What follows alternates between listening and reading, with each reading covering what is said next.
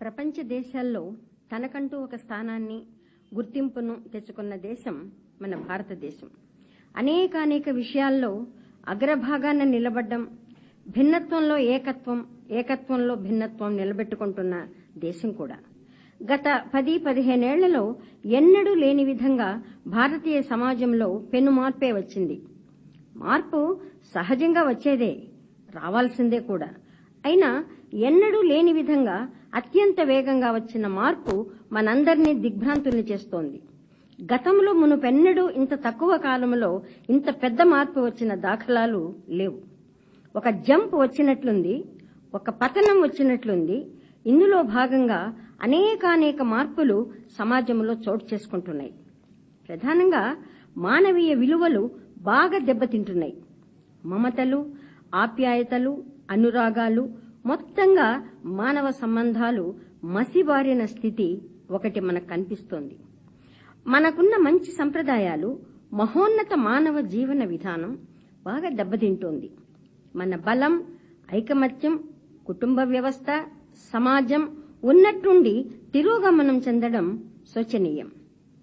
ఒకసారి దేశ స్వాతంత్ర చరిత్రను, ప్రపంచ చరిత్రలోనే ప్రధానంగా జరిగిన తెలంగాణ రైతాంగ పోరాటాన్ని మనం గుర్తు చేసుకుంటే, గతం వర్తమానానికి ఉపకరిస్తుంది గనుక, వర్తమానం భవిష్యత్తుకు దారి చూపిస్తుంది కనుక, మన ప్రయాణంలో ఒడిదుడుకులు, వ్యాపార సంబంధాలు, ఐకమత్యం లేని స్థితి, అవినీతి, హింస, కుహన విలువలు మానవ జీవితాల్ని అతలాకుతలం చేస్తున్న తీరు ఎవరికైనా కొంత ఆందోళన కలిగిస్తుంది. ఒక్క మాటలో చెప్పాలంటే, అధికారాన్ని పట్టుకుని అర్థం ఉండే రోజులు పోయాయి. అర్థాన్ని పట్టుకుని అధికారం పలుకుబడి వచ్చే రోజులకు మనం నెట్టబడ్డాం. ధనం ప్రధాన కేంద్రమైంది.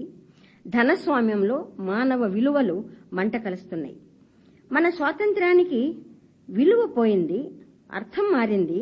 బీదతనం, లేనితనం ఉన్న రోజులు గుర్తు చేసుకుంటే నాకు గత జీవితం ఎంతో మెరుగైంది అని అనిపిస్తుంది. పులిని చూసి నక్క వాత అన్నట్లు వస్తువులపై మోజు ఎన్ని ప్రమాదాలకో, ఎన్ని ఉపద్రవాలకో దారితీస్తోంది. ఇదంతా ఎందుకు జరుగుతోంది? విదేశీ మోజు కారణమా?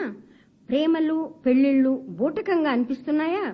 యువతను తప్పుదారి పట్టిస్తున్న ప్రేమ వ్యవహారాన్ని అదుపు చేయడం ఎలా? పసిమొగ్గలు వాడి నేలకొరగడం, కళ్ల ముందు జరుగుతున్న తీరుకు అడ్డుకట్ట ఎవరు వేస్తారు? తల్లిదండ్రులు, బిడ్డల మధ్య ఎంత అఘాతం! అక్క చెల్లెళ్లు, అన్నదమ్ములు, భార్యాభర్తలు ఎవరి మధ్య ఎంత బంధం నిలబడి ఉంది? ఇంకా అసలు బంధం ఉందా? స్నేహం, త్యాగం మందులోకైనా మిగిలి ఉన్నాయా? ఇవన్నీ జవాబులు లేని ప్రశ్నలు. ప్రేమలు, ఆప్యాయతలు, అనుబంధాలు డబ్బు దెబ్బతో మనుషులకు దూరమైపోయాయి. ఒక యాంత్రికత సర్వత్రా ఆవరించి మనుషుల జీవితాల్లో వికాసం లేకుండా చేస్తోంది. పొరుగువారికి సాయపడ్డం అవసరం కాదా? ఏకాకిగా మనిషి ఒంటరిగా ఊపిరాడకుండా మరయంత్రంగా బతుకును భారంగా మోస్తున్న తీరు మానవ లోకానికే ఒక తలవంపు కాదా? భారతదేశ సాంప్రదాయాలు, సంస్కృతి వైభవాలు ఏమైపోయాయి? ఇవన్నీ మనకు జవాబులు లేకుండా మిగిలిపోయిన ప్రశ్నలు. డబ్బు కోసం కుటుంబాలే గాడి తప్పుతున్న తీరు చాలా కలవరపరుస్తుంది. పిల్లల్ని డాక్టర్లుగాను, ఇంజనీర్లుగాను చేయాలనే తపన ఒక కుహనా విలువల వలయంలో చిక్కుకొని ఎలాగైనా పిల్లల్ని విదేశాలకు పంపాలన్న ఆత్రం, డబ్బే సర్వస్వంగా మారుతున్న తీరు ఎంతో ఆందోళనగా ఉంది. అమెరికాకు పిల్లల్ని పంపడం నేడు ఒక బెంచ్ మార్క్ అయిపోయింది. అదొక తాహత్తుకు చిహ్నంగా మారింది. అంతస్తుకు దారి కూడా చూస్తోంది.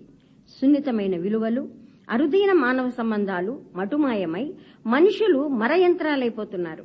నాగరికత ముసుగులో అనాగరికత పడగ విప్పుతోంది. విపరీతమైన వస్తు వినిమయ తత్వం మనకే తెలియకుండా మనలో భాగమైపోయింది. సమాజంలో ఉదారవాద ఆర్థిక విధానాల వల్ల జీవితాల్లో పెద్ద మార్పులే చోటు చేసుకుంటున్నాయి. ఫలితంగా ఎందరి జీవితాల్లో ధ్వంసం అవుతున్నాయి. వస్తు సంపదను పోగు చేసుకునే క్రమంలో మానవతా విలువలు, మానవ సంబంధాలు చాలానే దెబ్బతింటున్నాయి. మన ఆహారపు అలవాట్లు మారై వినిమయ సంస్కృతిలో భాగంగానే కట్టు, బొట్టు, తీరు, జీవన విధానం, అలవాట్లు మార్పుకు లోనైనాయి. ప్రేమ బొత్తిగా కరువైపోయింది. ఒక మార్కెట్ వస్తువుగా కూడా మారింది. శ్రమపడ్డం ఎక్కడ మనకు కనపడదు. ఒక నియో రిచ్ నూతన సంపన్న వర్గం ఆవిర్భవించింది. డబ్బు ఇన్ని అనర్థాలకు మూలం. యువత ఈ చిక్కుముడి నుండి బయటపడాలి. హాయిగా ఒక మంచి పుస్తకాన్ని సొంతం చేసుకుని చదువుకోవాలి. ఆయుష్ను పెంచి మానసిక ఆనందానికి సులభ మార్గమైన సంగీతాన్ని తమ సొంతం చేసుకోవాలి. సమయపాలన, నిజాయితీ, పెద్దల్ని గౌరవించడం, ఎదుటివారిని ప్రేమించడంలో కల ఔన్నత్యాన్ని, ఆనందాన్ని వాళ్లు గుర్తు చేసుకోవాలి. వ్యక్తిత్వ నిర్మాణం జరగాలి. జీవితానికి అదే పరమావధి. డబ్బు సంపాదన ఎవరైనా ఎప్పుడైనా చేయొచ్చు. మనుషుల్ని సంపాదించుకోవాలి, మనస్సుల్ని సుసంపన్నం చేసుకోవాలి, హృదయ సంస్కారం అలవడాలి. జపాన్ కవి ఒకరు అన్నట్లు, ది వన్ స్ట్రా రెవల్యూషన్ అనే ఒక పుస్తకంలో గడ్డి పరకతో విప్లవం అనే పేరుతో వచ్చింది ఆ పుస్తకం. ఆ పుస్తకంలో సారాంశం ఇది: మన నేలను, మన ప్రజల్ని, మన దేశాన్ని ప్రేమించమంటారు ఆయన. రాయపురోలు చెప్పింది ఇదే. మొదటి అడుగు ఎప్పుడూ కష్టమైందే, ఒంటరిదే. పదండి ముందుకు పోదాం పైకి అని శ్రీశ్రీ చెప్పినది ఇదే. ముందుకు పోవడం అంటే దేశ భవిష్యత్తును, పేరు ప్రతిష్టల్ని కాపాడమే. ఈ దేశం, ఈ రాష్ట్రం, ఈ ప్రజలు, ఈ సంపద అన్నీ మనవే, అందరివే. 65 సంవత్సరాల నా జీవితంలో దారిద్ర్యం, తిండి లేకపోవడం లాంటి రోజుల్లో కూడా మనుషులు చాలా కష్టపడి పనిచేసేవాళ్లు. చిన్నప్పటి నా జీవితం కళ్ల ముందు ఒకసారి కదులుతుంటే ఆర్థికంగా, సామాజికంగా సౌకర్యాలు లేని ఆ రోజులే చాలా మంచి రోజులు అనిపిస్తున్నాయి. మైళ్లకు మైళ్లు కాలినడకన వెళ్లి ఎన్నో ఆంక్షల మధ్య కష్టపడి చదువుకున్నాం. కష్టపడ్డం నేర్చుకుని అందులో ఆనందాన్ని అనుభవించాం. లేనితనం డబ్బుకే కాని మనసుకు మాత్రం కాదు. తోటి పిల్లలతో కలిసి చదువుకోవడం, భోంచేయడం, ఆడుకోవడం, గురువుల ప్రేమను పొందడం, వాళ్ల నుండి నేర్చుకున్న పాఠాలు జీవితానికి జారితూపిన తీరు మరువలేము. పథ నిర్దేశం చేసేవారే గురువులు. గురు శిష్య సంబంధాన్ని గురించి చెప్పాల్సి వస్తే ఒక మాట ఈ సందర్భంలో మనం గుర్తు చేసుకోవాలి. ప్రాథమిక విద్య నుండి మనిషి ఎదుగుదలకు పాటుపడేవాడే గురువు. జ్ఞానాన్ని ఇచ్చేవాడు, పంచేవాడు గురువు. చోదక శక్తిగా కూడా గురువు పనిచేస్తాడు. భవిష్యత్ రూపశిల్పి ఒక అధ్యాపకుడు మాత్రమే కాగలడు. భారతీయ సంస్కృతిలోనే కాదు, ప్రపంచంలోనే గ్రీకు కాలం నుండి ఒక ప్లాటో, ఒక అరిస్టాటిల్ గురువుకు ఒక ఉన్నత స్థానం ఇచ్చారు. తొలి గురువు తల్లి, ఇల్లు విద్యాలయం. తల్లి, తండ్రి, గురువు, దైవం అని ఎందుకన్నారు?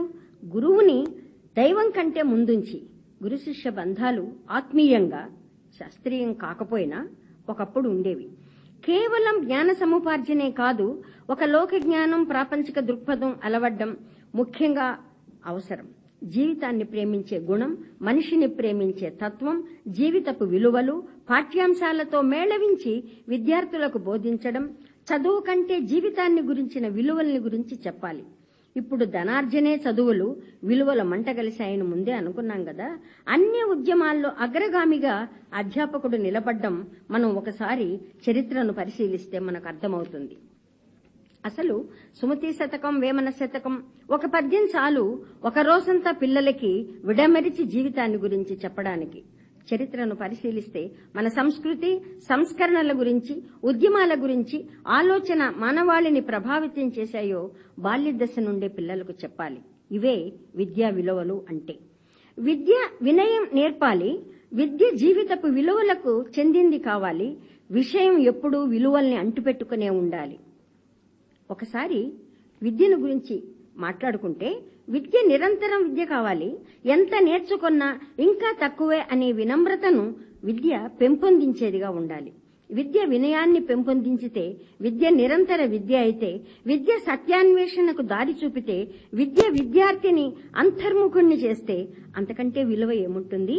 జీవితపు విలువలను గురించి ఒక తాత్వికుడు ఇలా అన్నాడు: ఆశయం లేని జీవితం అంధకారం, జ్ఞానం లేని ఆశయం గుడ్డితనం, ఆచరణ లేని జ్ఞానం నిరర్థకం, ప్రేమ లేని ఆచరణ వట్టి శూన్యం. ప్రేమకు పనే ప్రత్యక్ష దైవం. Work is worship. వస్తువులు స్థిరాస్తులు కావు కావు కావు. ఆస్తులు నిజమైన వారసత్వాలు కానే కావు. సంస్కృతులే మన స్థిరాస్తులు. వ్యక్తి సంస్కారం మన సంస్కృతికి మూలం. జాతి సంస్కృతి మానవాళికి మార్గదర్శకం. చరిత్ర అంతా జాతి సంస్కృతి సాక్షాత్కారమే. ఈ నేపథ్యంలో మనం ఒకసారి మేధావులు, ఆలోచనాపరులు అయిన మనం ఆలోచిస్తే మనకు ఒక అంశం బోధపడుతుంది. స్వాతంత్ర్యానికి పూర్వం ఉన్నటువంటి ఉద్యమ స్ఫూర్తి స్వాతంత్రానంతరం మనలో లేదు. మనలో పెరిగింది ధనస్వామ్యం, స్వార్థం రెండే. ఆ దశ నుండి మారవలసినటువంటి స్థితి నేడు సమాజంలో మనకు కనపడుతోంది. అసలు నిజానికి ఫ్రెంచి విప్లవం 1789లో జరిగినప్పుడు ఆ 3 అంశాలను పరిశీలిస్తే స్వేచ్ఛ, సమానత్వం, సోదరత్వం ఇవే ఫ్రెంచి విప్లవంలో నినాదాలు.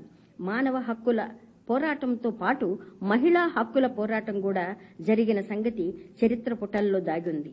మహిళా సాధికారత, మహిళల హక్కుల సాధన పత్రికల మీదికి, మాటల మీదికి మాత్రమే నిలబడి ఉన్నాయి. ఇంకా మనం ఏం సాధించామో ప్రశ్నార్థకంగానే మిగిలిపోయింది. అందులోనూ వర్తమాన భవిష్యత్ కాలాల్ని ఆలోచింపచేసే కొన్ని అనేక ఉద్యమాలను మనం ఇప్పుడు ఆలోచించి ముందుకు తీసుకుపోవలసిన బాధ్యత నేటి యువత మీదే ఉంది. నిజానికి సాహిత్యాన్ని ఒకసారి పరిశీలిస్తే అసలు విలువలు, సాహిత్యం అంటే భావజాలం. ఆ భావజాలంలో ఉన్న గొప్పతనమే సాహితీ రూపంగా మనం అనుకుంటే మొట్టమొదటి కవి వాల్మీకి, ఆది కవి. 2 పక్షులు ఒకటి మరణించినప్పుడు మరొకటి బాధపడ్డం అనేటటువంటి పరిస్థితిని రామాయణంగా మలచగలిగాడు వాల్మీకి. అందులో లేదా విలువ, అందులో లేదా జీవితము, అందులో లేదా విలువ. జీవితపు విలువలంటే ఎక్కడో లేవు. ప్రతి కదలికలో, ప్రతి భావ వీచికలో మా జీవితపు విలువలు దాగి ఉన్నాయి. మహాభారతం, భాగవతం మొదలైన అన్ని కావ్యాల్లోనూ మనకి ఇవాల్టి సాహిత్యం దాకా మానవ జీవిత విలువలు ప్రతిబింబిస్తూనే ఉంది. భావజాలము నుండి పుట్టినటువంటి ఈ విలువల్ని మనం పోగు చేసుకోవాలి, సొంతం చేసుకోవాలి. స్వాతంత్ర్యానంతరం ఇప్పుడు ప్రస్తుతం మనం ఒక సంధి దశలో ఉన్నాం. చదువుంది, ఒక వృత్తి ఉంది, కనబడని ఏదో ఒక హింస మనుషుల్ని చుట్టుకుంటోంది. కుహనా విలువల్లో పడి స్త్రీ పురుష తేడాలు లేకుండా ఆందోళనకు గురి అవుతున్నటువంటి ఒక పరివర్తన దిశలో ఉన్నాం మనం. ప్రధానంగా స్త్రీలను గురించి ఆలోచిస్తే చాలా వరకు స్త్రీలు చదువరులయ్యారు. అంతేగాని జీవితాన్ని సుసంపన్నం చేసుకునే స్థితిలో ప్రధానంగా మధ్యతరగతి స్త్రీలు లేరు. దీనికి ఎంతో బాధ అనిపిస్తుంది. మానభంగం మీద మన దృక్పథం మారాలి. జీవితం కళంకం అనే భావన కళంకంగా మనకి ఇవాళ కనిపిస్తోంది.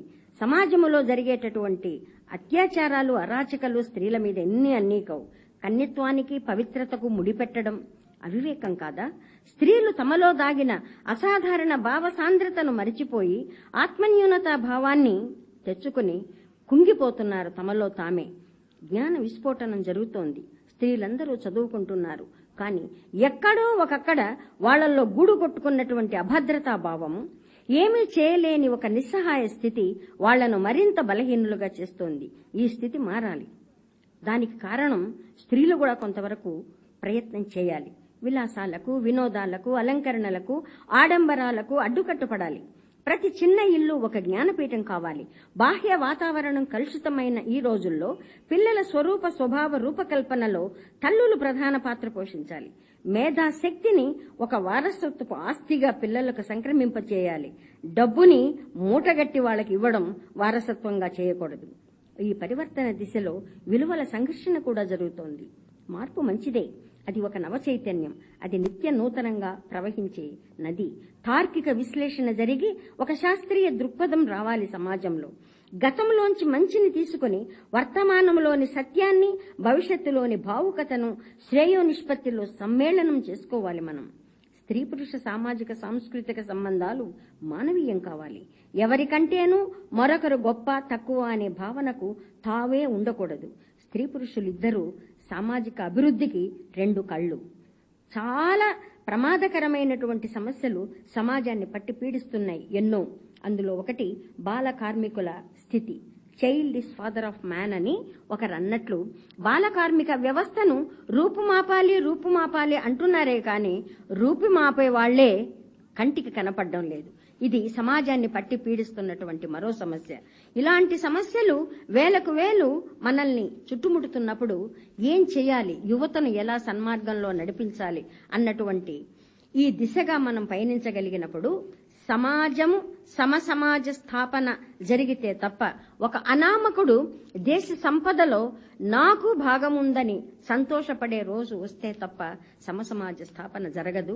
ఆ రోజు వస్తుందనే నమ్మకంతో నేను ఆశాజీవిని గనుక తప్పకుండా మానవ విలువలు పునరుద్ధరింపబడి అనామకుడు కూడా ఆస్తిలో భాగస్వామి అనే సంతోషపడే రోజు రావాలని ఆశిస్తూ